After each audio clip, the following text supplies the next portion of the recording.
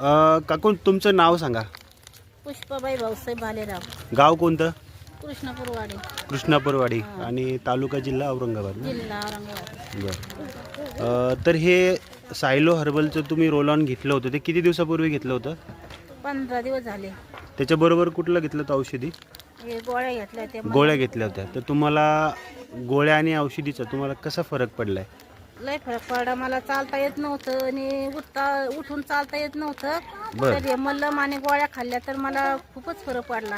बरं. लय दवाखाने केले तर मला फरकच नाही पडला. लय पैसे गेले माझे, बरं. पण याना मला फरक पडला.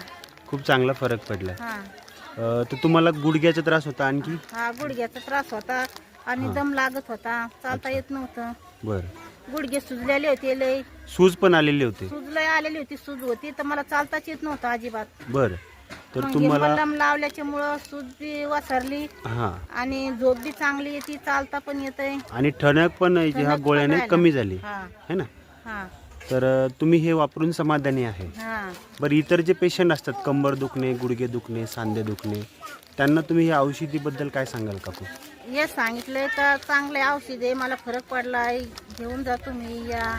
बरं बरं लय जणांना घेतलं मग हे औषध. बरं बरं. हा तर तुम्ही हे वापरून निश्चितच समाधानी आहे? हा. चालेल का? हा. धन्यवाद.